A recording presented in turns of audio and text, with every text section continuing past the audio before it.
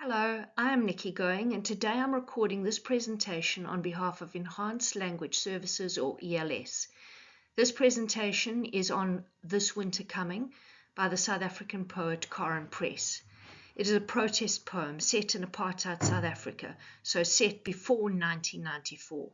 This Winter Coming is one of the 12 NSC poems in the matric literature curriculum. And although I have no way of knowing what poems will actually appear in the final matric examination, it's worth noting that every literature examination for the last 20 years has included at least 2 poems by African authors. I hope that you will enjoy this presentation and find it useful. As I introduce the poet Karen Press to you, think about the impact that her background and upbringing might have had on her writing and on the themes and messages in her poetry. Please note that you will never be examined specifically on any poet's particular background, but if you do understand their context and the environment that they were writing in, it becomes much easier to understand their poetry.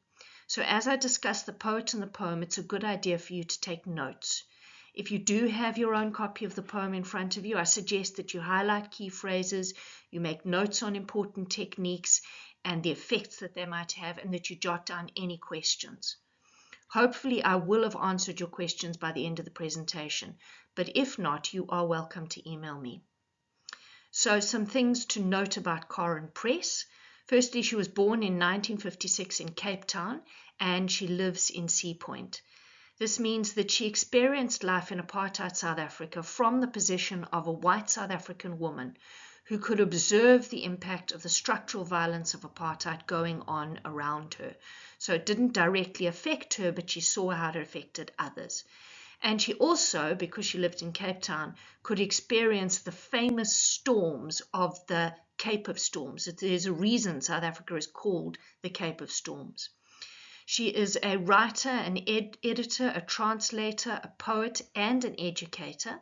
And she's a very prolific writer who has written 10 collections of poetry that have been published, short stories, educational material, and a film script.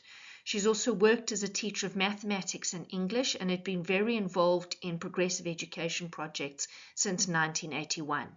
She's also a translator. She translated the work of the famous South African poet Antjie Krog. But perhaps the most important thing to remember about this poem is that it was written and published at the height of apartheid in 1986. This was a time of great political turmoil in South Africa, and at a time when a lot of people were suffering and even dying because of apartheid. And I will explain more of that background to you in a moment. That's the important thing to remember. So this poem was written and published in 1986, and it is an apartheid protest poem. Before we continue, I would like you to stop this video when I've finished talking on this slide and jot down a few things that you think about when you think about the words storm and rain and winter. Just jot down as many ideas as possible, and as we go through the poem, see if you can see connections between your ideas and the ideas of Karen Press, and hopefully this picture will inspire you. Note that when you write down what words make you think of, you are considering the connotations of the word. So you might be asked about connotations. Just remember that connotations are what words imply, and they are linked to the culture and background of the reader or the audience. So you're not looking just for factual dictionary definitions of words, which are known as denotations and that don't change from person to person. You're looking for connotations. And that idea of connotations and denotations is a very important one that could come up in tests or exams, so I advise you to learn the term and take note of it. Now that you started the video again, you can stop it at the end of the slide and jot down what you think of when you think of the word fire. And again, just jot down as many words as possible, as many ideas as possible, and maybe this picture will give you some inspiration and some ideas. So bear in mind that This Winter Coming was published in 1986 when apartheid was in full force. So what do you think about when you think of the word apartheid? and the year 1986 in South Africa. Again, stop the video now and jot down as many ideas as possible. So hopefully you've done that, and now I'm going to talk to you a little bit about apartheid, and the pictures that follow might give you some ideas. So this painting here is of the Sharpeville massacre, which happened on the 21st of March 1960. And you might be wondering why I included such an old painting. It's because by the 1980s, nearly 25 years later, violence against protesters and anti-apartheid activists was still extreme. In this painting, you could see armed soldiers and police firing on unarmed civilians from armored vehicles called Caspers. They were still doing that in the 1980s as a way of breaking up protests. So one of the reasons I included this painting was to show you that nothing actually changed very much in the 20 years. By the 1980s, the army was still regularly called into the so-called townships where people of color were forced to live, and they were called in order to suppress marches and protests against the government. All marches and protests organized by banned organizations such as the ANC, PAC, South African Communist Party, and the Inkatha Freedom Party were likely to be dealt with extremely harshly. Apartheid police and soldiers often used live ammunition, rubber bullets, tear gas, water cannons, and/or vicious dogs to break up protests. And once people were arrested, they could be imprisoned under the State of Emergency Act, which had come into force in 1985 and initially only applied in the Eastern Cape. It was applied later to the whole country in 1986. The Prime Minister at the time, P.W. Botha, approved this law in a desperate attempt to have absolute control over all people of color and to stamp out all resistance to apartheid. Because of this law, thousands of people were arrested. They were often held without access to lawyers or the right to phone and tell their families where they were. Some had been accused of high treason and plotting to bring about the downfall of the government, which carried the death penalty. If they were found guilty, they were often hanged. Many died in police custody as a result of violence and torture, and to this day there are families who do not know what happened to their loved ones. The aim of apartheid was to segregate every aspect of life and to keep black, white, colored, and Indian people separate or apart, hence apartheid, at all times. The biggest emphasis was on keeping whites separate from all people of color. So shops, transport, public services, hospitals, educational facilities, and living areas were all allocated according to the color of people's skins, which often had terrible consequences. For example, people would sometimes die because they would get injured or sick, and then the wrong colored ambulance, if you can imagine such a concept, would arrive to fetch them and leave without giving them medical treatment. So it would be a so-called white ambulance. The person injured wasn't white, and therefore they refused to treat them.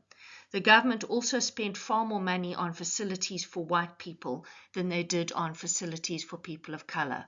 For example, in 1982, which is about 4 years before the poem was written, the apartheid government spent approximately 1,211 rand on educating a white child per year, and accounting for inflation, that's a lot of money, and only 146 rand on every black child's education for a year. And that inequality was completely and utterly deliberate, because it meant that black people had enormous obstacles if they were going to qualify to do anything apart from manual labor. So that guaranteed the apartheid government a very large pool of people that had no option but to do manual labor and who had no option to work for very little money.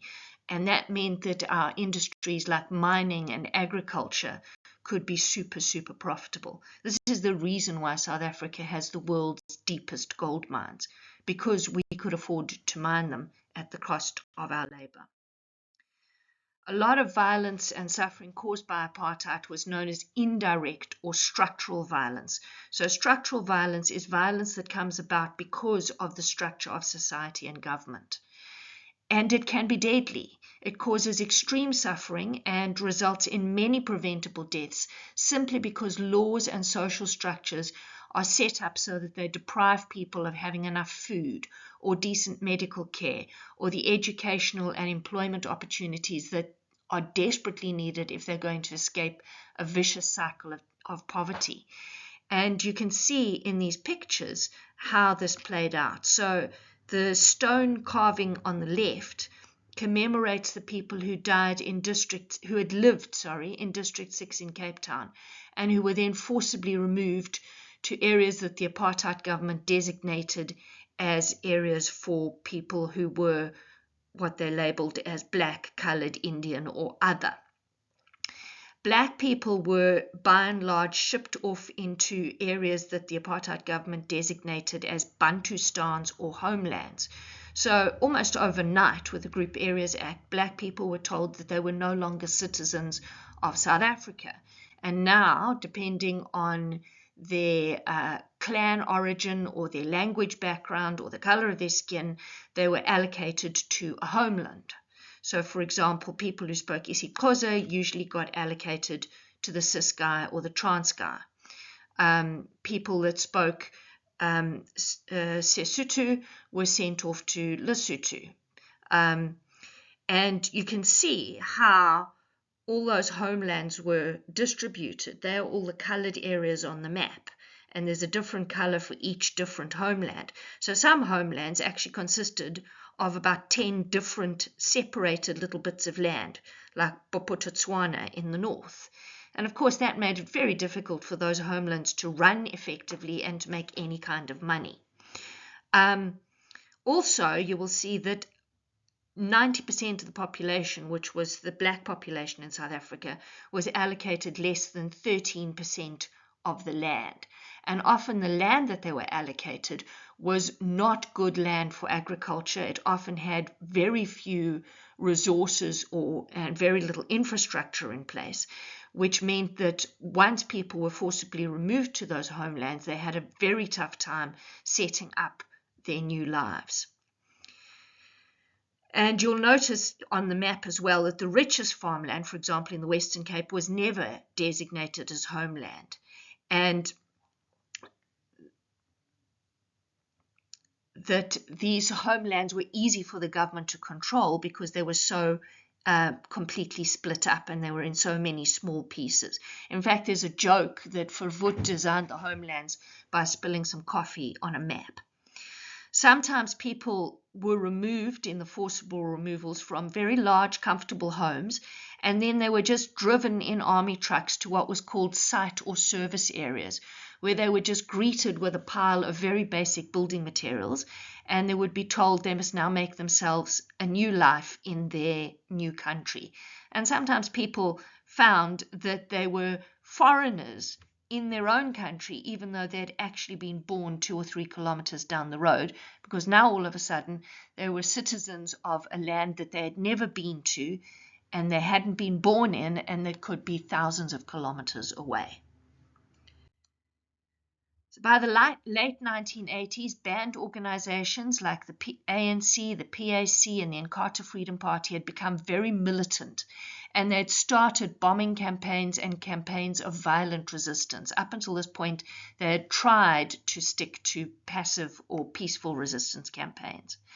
With their violent campaigns, they did try to limit civilian casualties, but thousands of people landed up being injured and dying from both the activities of the anti-apartheid forces and the apartheid government.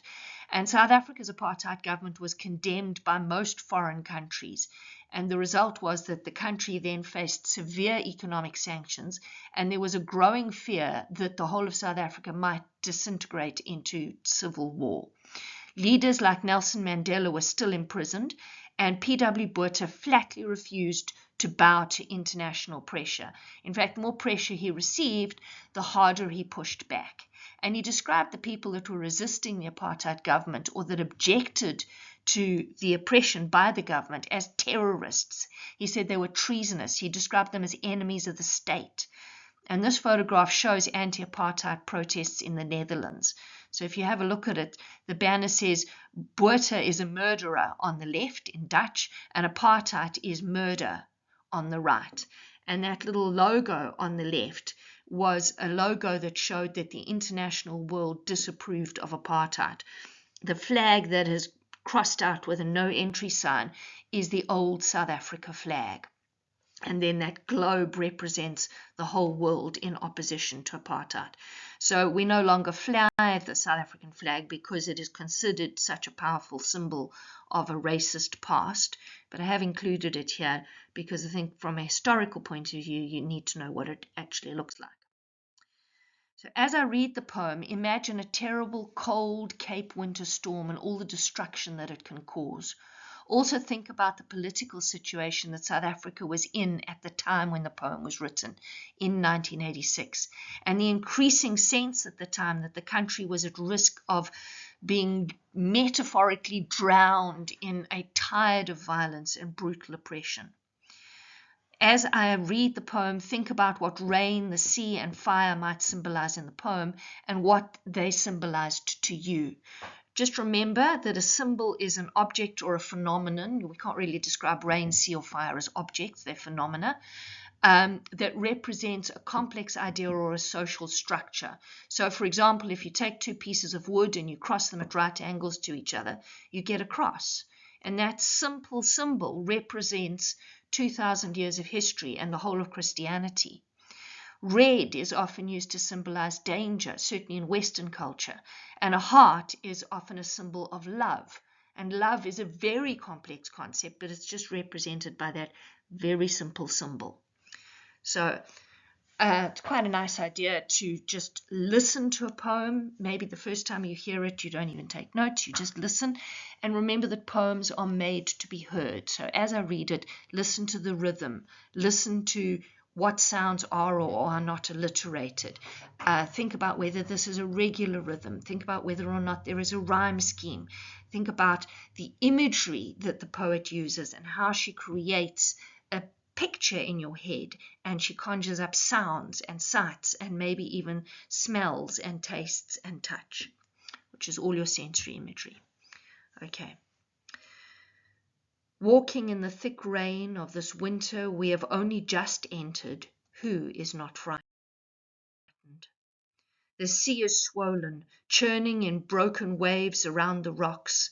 The sand is sinking away. The seagulls will not land under the sky, the shroud falling. Who is not frightened? In every part of the city, sad women climbing onto buses, dogs barking in the street, and the children in every doorway crying. The world is so hungry, Madam's house is clean, and the women return with slow steps to the children, the street, the sky tolling like a black bell. These women are a tide of sadness. They will drown the world. Who is not frightened? On every corner, men standing, old stumps in the rain, tombstones engraved with open eyes, watching the bright cars full of sated faces pass them, pass them, pass them. Who is not frightened? Into the rain the children are running, thin as the barest twigs. They kindle a fire to fight the winter. Their bare bodies a raging fire of dead children. The sky collapsing under centuries of rain. The wind like a mountain crying. Who is not frightened of this winter coming upon us now? As I analyze the poem, I suggest that you take notes, ideally on a copy of the poem, and I'll also use important technical terms as I go along. So if you don't know what a term means, listen for the definition that I will give and then make sure that you learn the term. It's impossible to talk about literature if you don't have the vocabulary. Imagine if you went into a maths assessment and you didn't understand the meaning of terms like plus or minus. It's the same thing. So I will also give you a list of technical terms that I used in this presentation at the end of the presentation.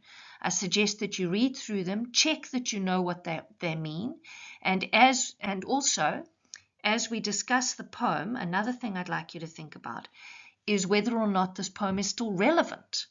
After all, South Africa made a transition to a constitutional democracy in 1994, which was over 20 years ago. And the poem is set at the height of apartheid in 1986, nearly 40 years ago. It's ancient history. Although this is clearly a protest poem, as it's protesting against apartheid, is it still relevant? And one of the things I'd like you to think about is it only protesting against apartheid, or does it have a deeper and more long-lasting meaning? Walking in the thick rain of this winter we have only just entered, who is not frightened? So if we analyze stanza 1, lines 1 to 3, it's important as we go through the whole poem, remember that this poem can be understood on 2 levels. On a very literal, visceral, sensory level, you can think about the fear that you might feel if you know that a terrible, destructive winter storm is coming and that your only option is to try and survive it. Think about the things that you've already associated winter rain and storms with, and about the fact that storms are often linked to destruction and suffering. And although rain is necessary for life, when it falls too heavily, it can cause devastating floods. Rain is also often linked to sadness. It's as though the heavens are weeping. And you can see how Karen Press uses this idea later on in the poem. So as you bear these connotations in mind, you can see how you can read this whole poem as an extended metaphor, where the storm symbolizes the violence and the oppression that the poet could sense was going to overwhelm South African society, writing from her perspective in South Africa at the time, which was 1986, with P.W. Botha and the apartheid government in control and taking every ruthless method they could think of to crush all opposition.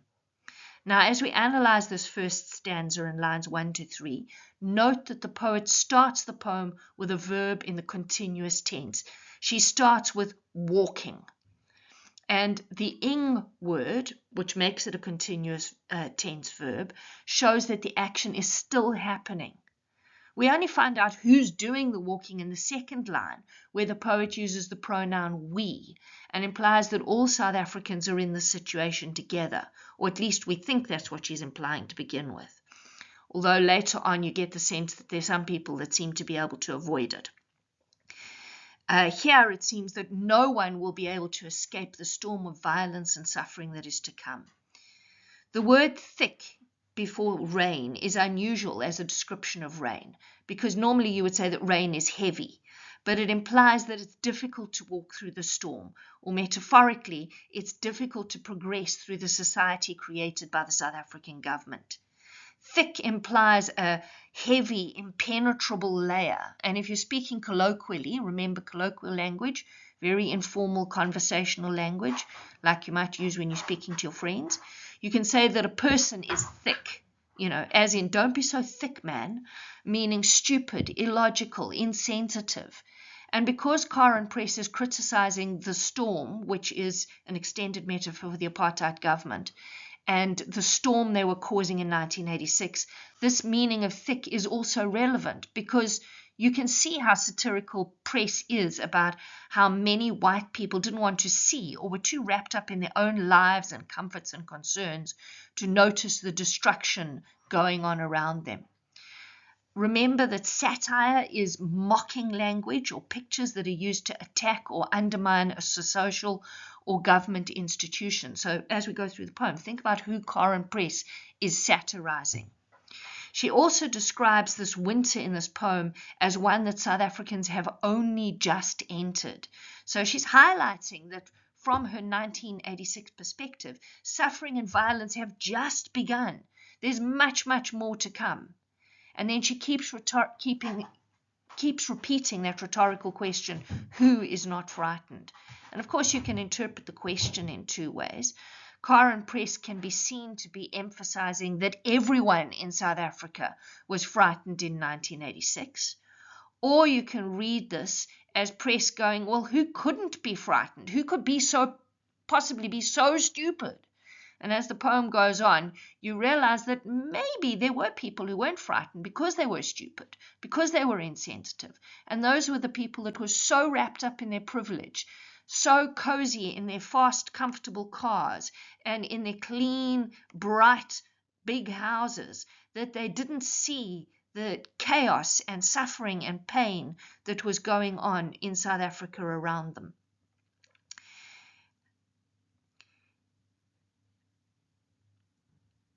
Sorry, I'm just got a little overwhelmed there.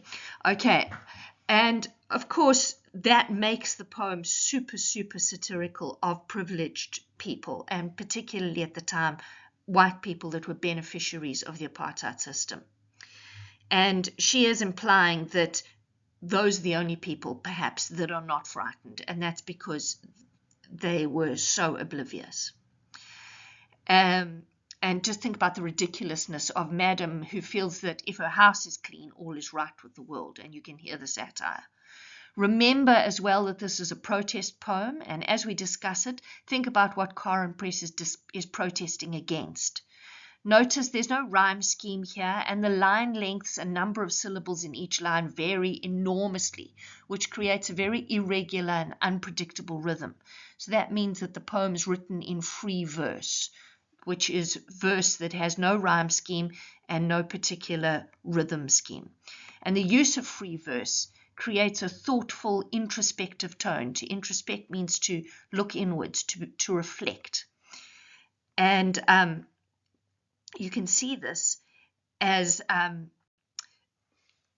though we are overhearing the poet's thoughts as she's writing them down, which makes the tone also quite conversational, quite intimate. And we're hearing her worries about South Africa as she puts them down on paper. Stanza 2 reads, "The sea is swollen, churning in broken waves around the rocks. The sand is sinking away. The seagulls will not land under the sky. The shroud falling, who is not frightened?" So this stanza, which is lines 4 to 8, describes the effects of the storm. It's so violent that it has completely removed the sand, and it has churned up the sea to the point where even the rocks are under attack. And there is a sense that nothing much will be left of the land. It's too dangerous for even seagulls, those scavengers and hunters of the sea that are usually immune to storms, to land. Think about the connotations of swollen. Usually swelling happens after a violent injury such as a beaten, and broken also describes the effect of violence. Therefore, the sea can be seen to symbolize the people of South Africa and how communities and individuals were being broken up and destroyed by the apartheid government and the apartheid laws. They were literally beating themselves up against laws and structures that were so harsh and so hard that it was as though they were rocks. People have fought over land in Africa for hundreds of years. In fact, it is probably the basic cause of violence on this continent. Who owns it? Who farms it? Who controls it? And here South Africa is being described as being so badly affected by violence and apartheid unrest that the very land is being eroded and destroyed, and even the seagulls are not safe to land. Under the sky implies that the violence and destruction is so widespread that nowhere is safe. Can you think of a place on earth that's not under the sky? And remember that a shroud is anything that is used to hide unpleasantness or reality. For example, you can talk about a shroud of mist hiding a landscape, hiding the reality of a landscape, or a corrupt politician hiding his business dealings under a shroud of silence. There it's used metaphorically. Literally, a shroud is a long cloth used to wrap a dead body in to prepare it for burial. Shrouds are often used in the Muslim burial rite, for example. And the idea of a shroud falling from the sky is a really terrifying one, because it implies that the people of South Africa are being prepared for death and burial, and that there is no escape. The word shroud also implies that what was happening in South Africa in 1986 was being hidden from view. Of course, the apartheid government did hide most of their violence and oppression, And they did this largely through censorship. They had complete control of the media. They censored or shut down any critical newspaper or TV reports. They banned writers from writing about what was happening. Foreign journalists were very rarely allowed into the country, and if they were allowed in, the government had people shepherding them around, controlling what they saw. And they made sure that they only ever reported on things that agreed with the government's propaganda. So they tried to convince the world that all South Africans were happy under apartheid. We were all flourishing, and although South Africans were separated by race groups, we were all equal and everyone was happier to be separated. Of course, that was nonsense and it was pure propaganda. And the idea of the sky being the shroud that is falling highlights the scale of the destruction. If the sky falls, it's the end of the world and no one can escape. You might have also noticed how enjambment is used so that the end and the beginning of the lines can apply to one another. So, for example, the sea is swollen, churning in broken waves. The broken waves can apply to the sea, or the broken waves are churning around the rocks. The same thing happens with the sand is sinking away, the seagulls will not land. So is the sand sinking away because of this, is the emphasis on the churning sand, the churning sea removing the sand, or is it on the fact that the seagulls won't land because there's no sand? And of course, the seagulls will not land also applies to under the sky. So you get the sense of the seagulls being trapped between the disappearing sand and the collapsing sky. So it's a very interesting and useful use of enjambment. Okay, and you can see how that multiplies the meanings that the poet can play with. And then, of course, you would have noticed that the entire poem is divided into 5 stanzas or verses, and that each stanza or verse is one long sentence that's split over several lines. So those long sentences and the use of enjambment, which, as I just showed you, is the splitting of a sentence over several lines, it allows the poet to play with meaning, but it also slows the rhythm right down, and it contributes to that tone of frightened helplessness with which the poet speaks throughout the poem. Remember, the tone is about the way that an author or a speaker sounds. The next stanza: in every part of the city, sad women climbing onto buses, dogs barking in the street, and the children in every doorway crying. Note that this is just the beginning of stanza 3, lines 9 to 11, and I've actually split the stanza over a few different slides. So in these stanzas, notice that the previous 2 stanzas dealt with all the people of South Africa, and now the poet zooms in and focuses on the women in South Africa. She uses the anaphora of in every in lines 9 and 11. Remember, anaphora is when you repeat the initial phrases of lines that are close together, and it's usually done for emphasis and repetition, as it is here. Here, Current Press highlights that sadness and suffering is inescapable for people of color in South Africa in 1986. So you've got in every, which means that it applies to everyone. And when you discuss anaphora, don't just say the poet uses anaphora and this is where they do it. Discuss the effect. Say what is being emphasized. Also notice that the poet doesn't say that sad women climb onto buses, which is grammatically the way you would usually phrase this, but says climbing instead. And remember that when verbs end in ing in English, it's a continuous tense. It means that the action continues. These women spend their lives climbing onto and off buses. The dogs never stop barking in the street. The children never stop crying in the doorways. All of these sad actions are ongoing and inescapable.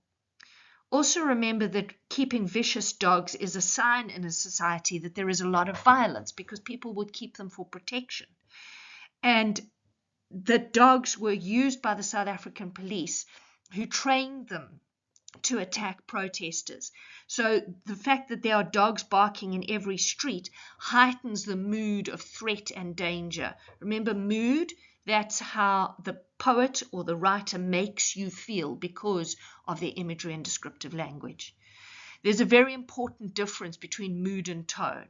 Just remember this because it comes up in questions. Mood is about the reader or the audience, and it's how they feel because of the atmosphere created by the audience. By the author. You don't need a speaker.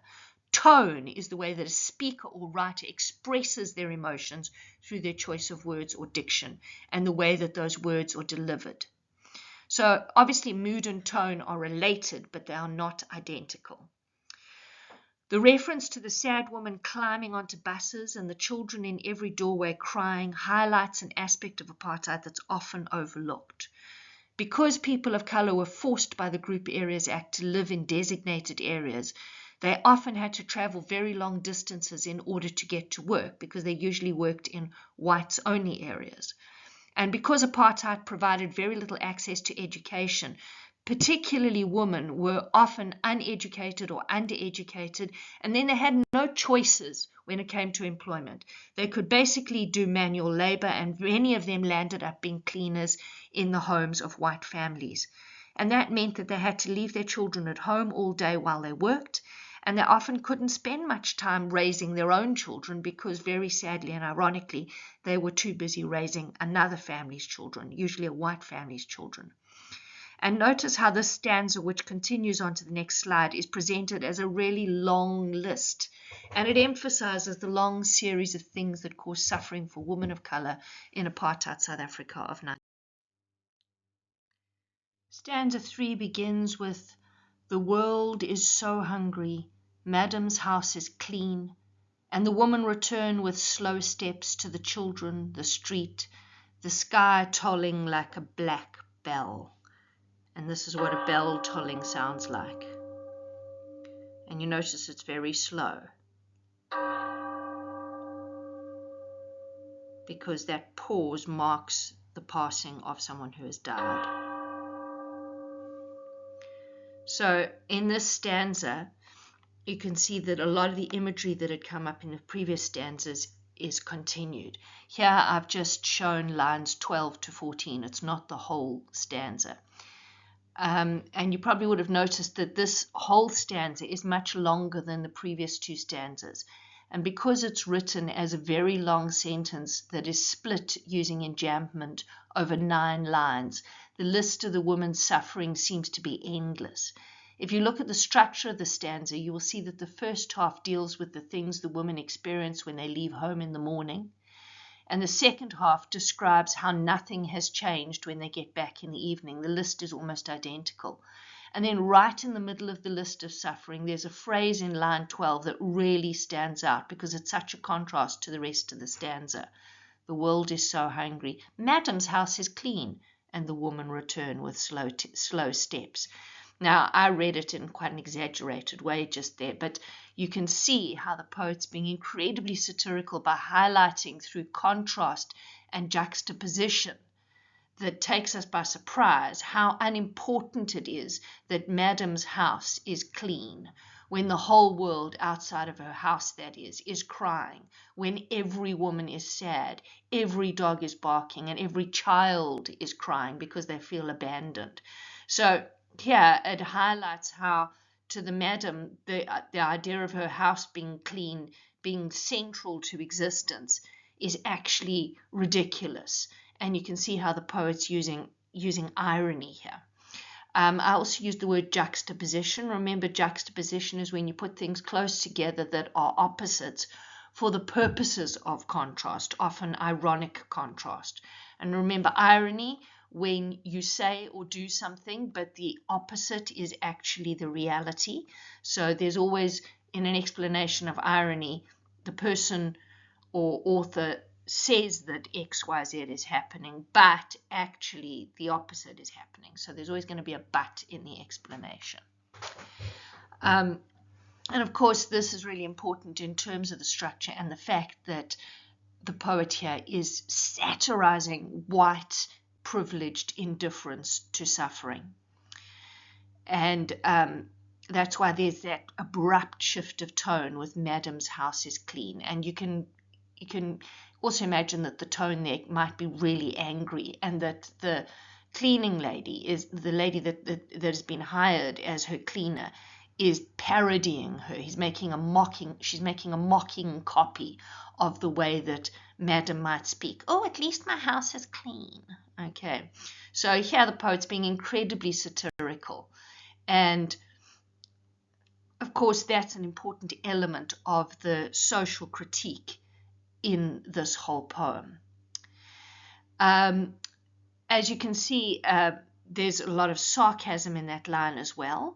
And as I said, there is that parody. You can imagine a white madam or employer saying, clean my house, or at least my house is clean, or worst of all, my house is clean, which of course is an apartheid stereotype, and still a stereotype today, that economically disadvantaged people, and under apartheid, they were largely people of color, must be dirty because they are not particularly wealthy.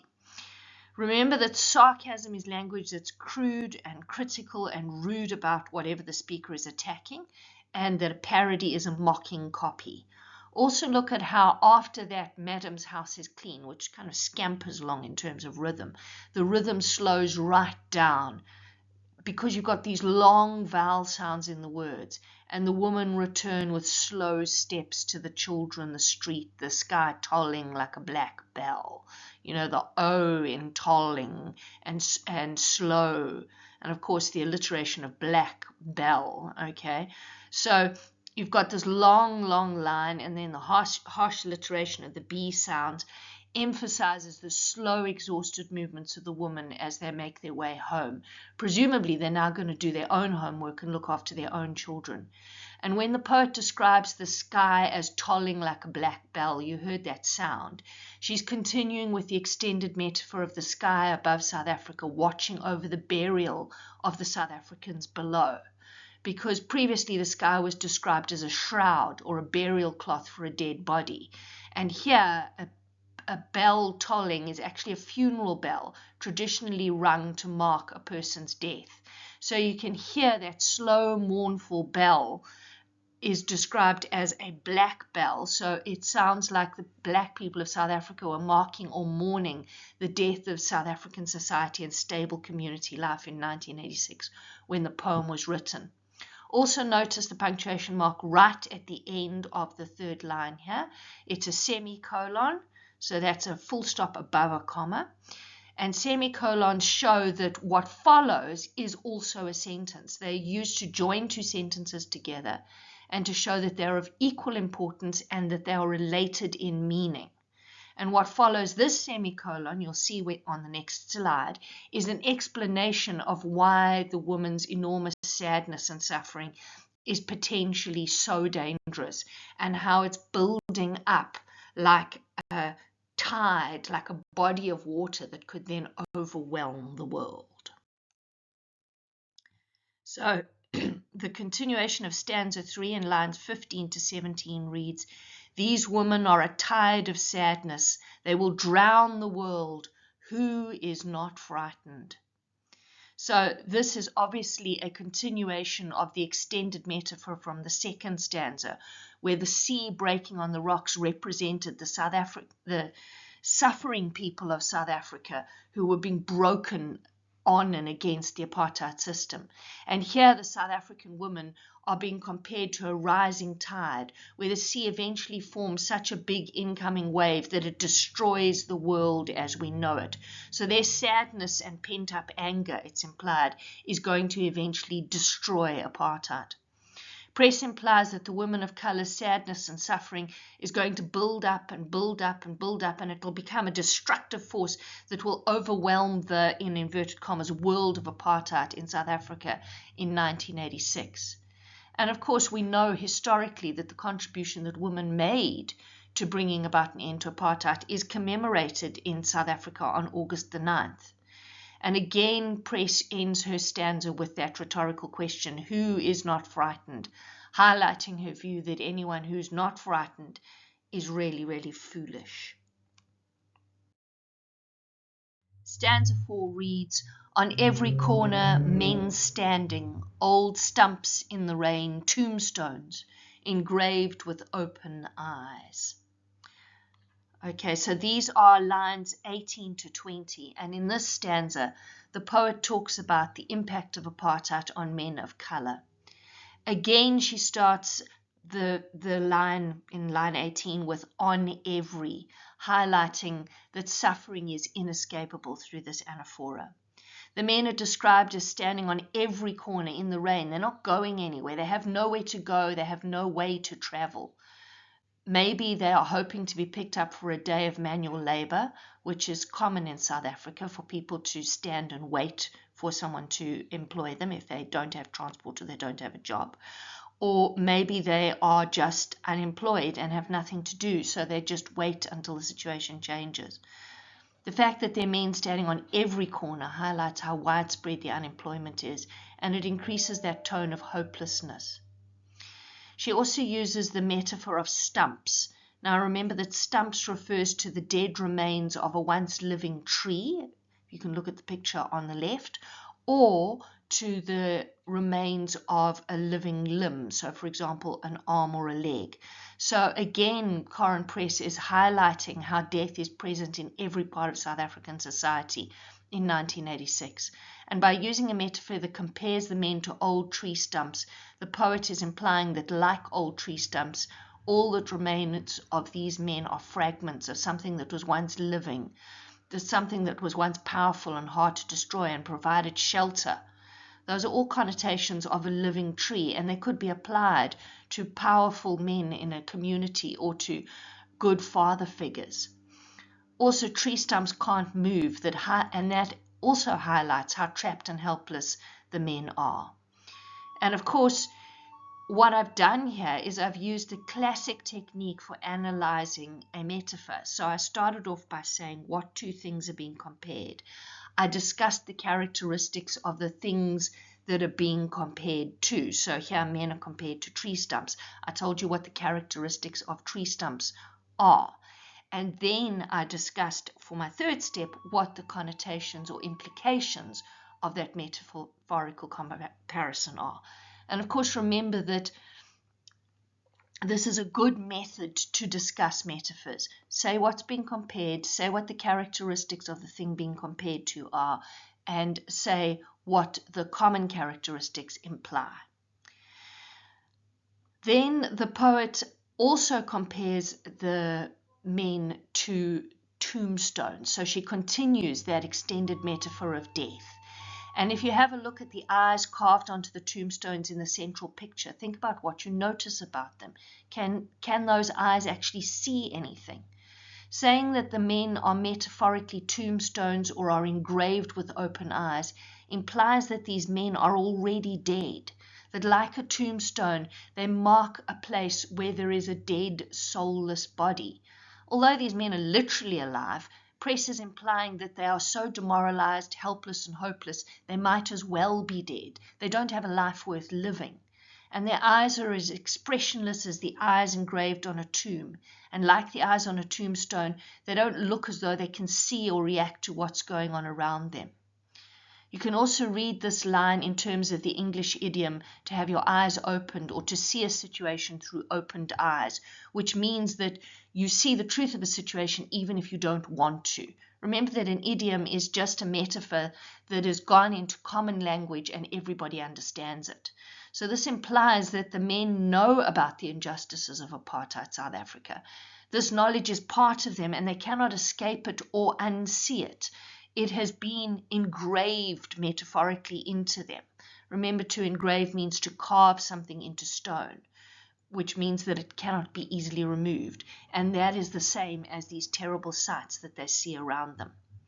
Another thing to notice about tombstones and tree stumps is their color. In addition to being immobile, they are usually gray, and they're going to form a huge contrast with the cars that are described in the next stanza. 4 reads, watching the bright cars full of sated faces, pass them, pass them, pass them, who is not frightened? So these are lines 21 to 23 in stanza 4. And here, of course, the people doing the watching are these men who are frozen on the street corners and emotionless and motionless and powerless. And notice the great contrast between the first and second half of the stanza. Here, the men's absolute stillness and inability to literally or metaphorically move out of their situation is being contrasted with the bright cars that are constantly moving as they pass them. And you can see how that repetition, pass them, shows how indifferent the people in the cars are to the men. They just zip past in a hurry. As in the line, Madam's house is clean in the previous stanza, Karen Press is highlighting the huge divide in apartheid South Africa in 1986. The bright cars pass by the hopeless, helpless men without noticing or caring about their suffering. And that list shows how continuously these men are ignored and passed by.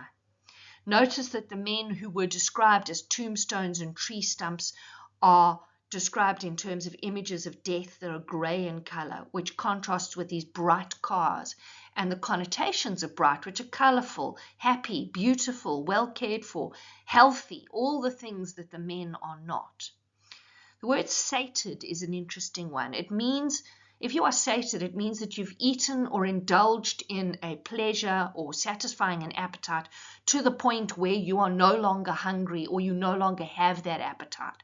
So you've consumed something, usually food, but it could be anything. It could be sex, it could be pleasure, it could be movies, it could be buying material goods, to the point where you are completely and absolutely full, overfull. You can't actually consume anymore. So of course, being sated has connotations of greed and a lack of care. And it implies that the people in these cars are greedy and uncaring as they whiz by. They don't even notice or want to see the hunger and need that surrounds them. Again, Karen Press ends the stanza with "who is not frightened," and she seems to imply that the privileged people in the car are foolish not to be frightened. They might be protected in their cars, but there is this idea that they cannot be protected or blind to what's going on around them forever. Stanza 5 reads, "Into the rain the children are running, thin as the barest twigs, they kindle a fire to fight the winter, their bare bodies a raging fire of dead children." So these are lines 24 to 27, the first half of stanza 5. And this stanza describes how the children of color reacted to apartheid in the 1980s. Remember that in apartheid, many of the people who marched, protested, and fought against the system were very, very young. For example, in the Soweto uprising of 1976, most of the people in that uprising, in that march, were school children, because they had organized and led a march where they were protesting against a government law that decreed that they had to complete their schooling in Afrikaans. And there was a massacre when the police opened fire on this crowd of children, and they killed many of them. So this is a continuation of the idea that the forefront of the protest is the children. And unlike the adults and the people from the beginning of the poem, these children are running into the rain. They're not trying to avoid it. They're not walking into it reluctantly like the people in the first stanza, or standing in it passively and unmoving like the men in the previous stanza. So this implies that the children are actively prepared to tackle the sadness and oppression of apartheid South Africa. They're going at it head on, and it highlights their courage, determination, and sense of urgency to bring about change. Notice the stanza starts with the word "into." The children are described as being incredibly thin, in the simile "thin as the barest twigs." Now, barest means that something has nothing on it, so a bare twig would not even have leaves. And it can also mean, slightly more metaphorically, hardly at all. So the twigs are so thin and small that they can barely even be described as twigs. So obviously the fact that the children are so incredibly thin highlights the poverty that apartheid has forced them to live in, as well as their vulnerability. And it emphasizes how brave they were. Also remember that twigs are what people usually use to start or kindle a fire. and that fire and heat are the most effective weapons to use against cold and rain and winter.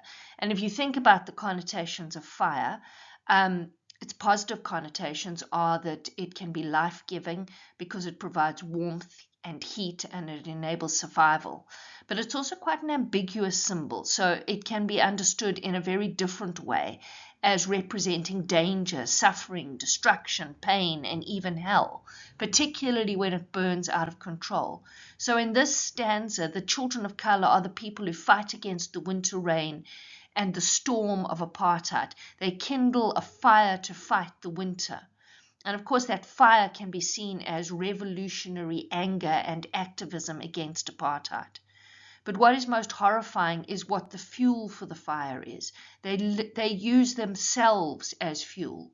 And because there are so many of them, when they are combined, despite the fact that they are individually really thin, vulnerable, insubstantial, they create a huge, fierce, raging fire of dead children. So Karen Press is alluding to the fact that to bring about positive change, many, many children had to sacrifice their lives in the fight against apartheid.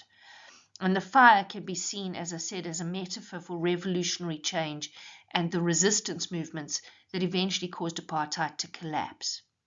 Raging in the context of a fire means fierce or uncontrollable, but it can also mean to rage against something, to react with great rage. So this is an effective play on words where Karen Press is using both meanings of the words very effectively. And the implication is that although the fire of the children's revolutionary spirit was essential to defeat apartheid, the negative connotations of fire are that the battle is going to cause great pain and destruction, particularly to the children themselves. And that play on words and that ambiguity and that use of words with a double meaning gives this poetry its very, very rich layers of meaning. Stanza 5 reads, "And the sky collapsing under centuries of rain, the wind like a mountain crying, who is not frightened of this winter coming upon us now?" So here the stanza continues in lines 28 to 31, and the imagery in these lines is apocalyptic. So the poet lists in this final stanza all the incredibly powerful, dangerous, and destructive results of apartheid and also the backlash against apartheid. And this apocalyptic language is the kind of language that would usually be used when describing the end of the world. And of course it's appropriate because this is the end of a world. She could see that apartheid, the world of apartheid, the world of the apartheid government would not be able to survive. It had to end. And these lines imply that the whole world, including the natural world, cannot tolerate the burden of sadness that apartheid has caused for any longer.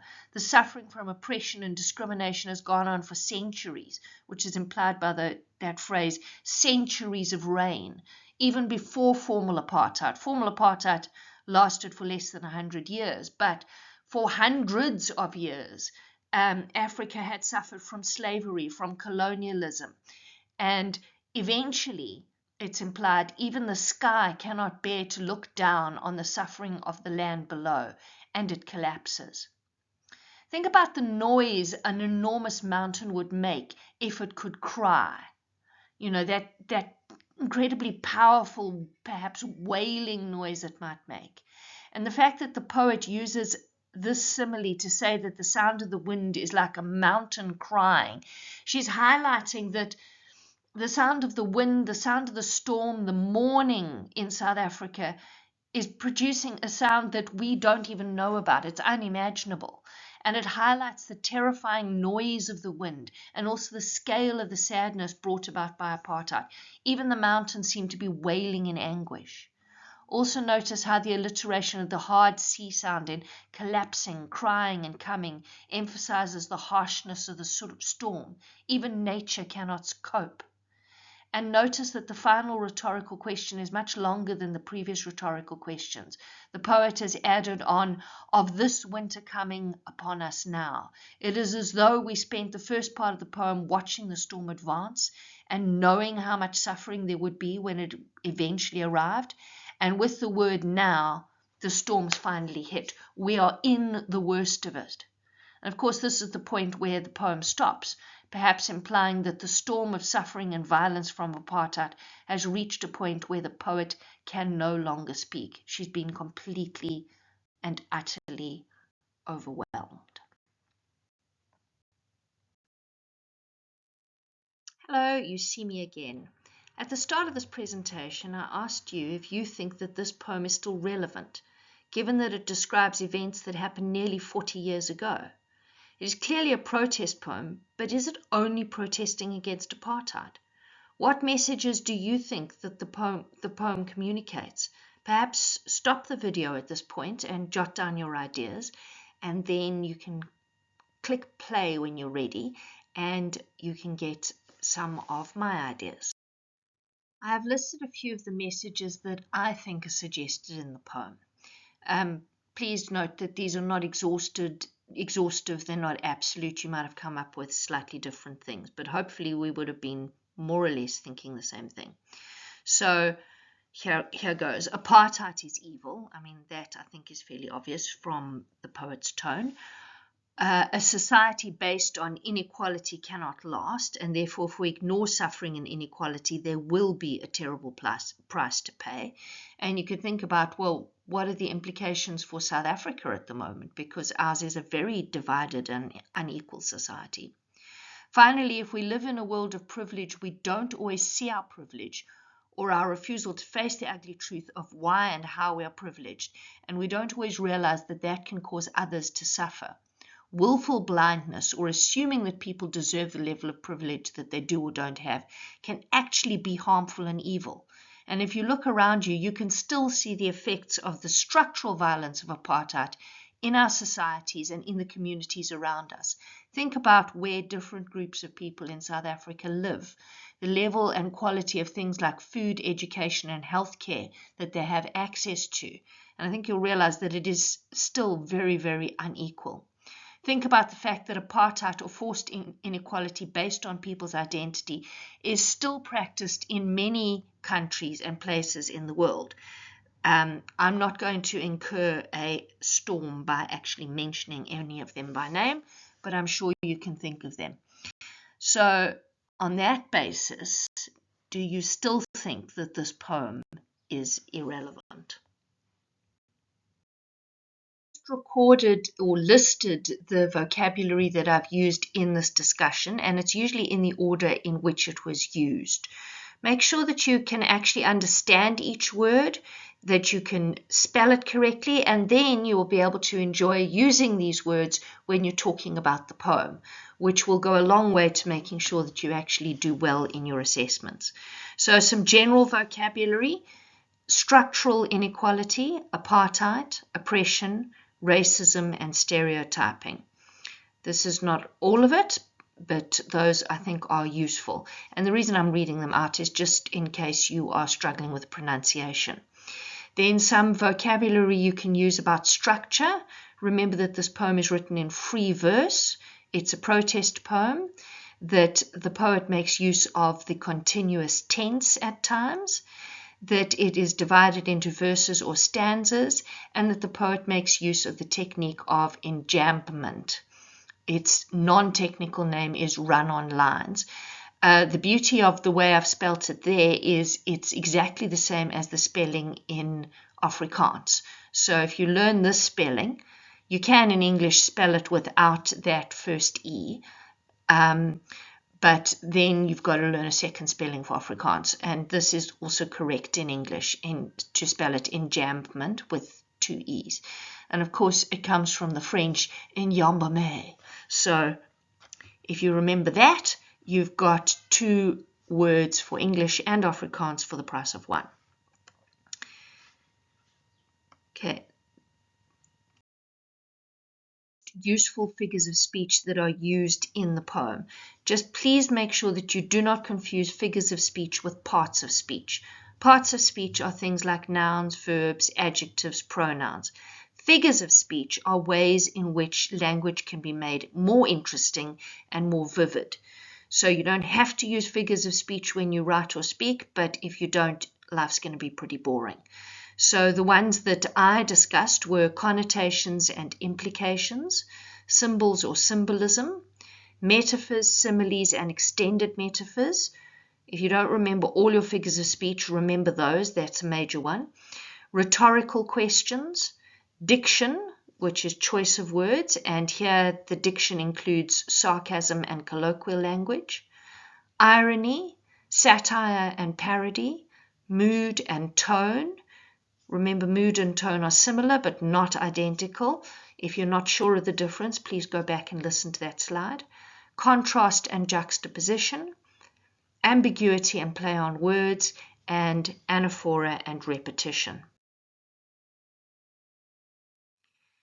Then other figures of speech, which are usually asked about as phonic devices or devices that give you sound effects in poems. Phonos is ancient Greek for sound, are rhyme, rhythm, alliteration, assonance, and onomatopoeia. I don't think there was any onomatopoeia in the poem, but I could be wrong. You can go and check that. And I've just given you some spelling techniques for remembering how to spell rhyme and rhythm, because they're horrible words to spell. They actually come originally from Welsh. So rhyme, remember, rhyme has you and me. You've got R-H-Y-M-E. And rhythm has your two hips moving, which will give you R-H-Y-T-H-M, which is the correct spelling. Alliteration, always with two L's. Assonance, always with two S's.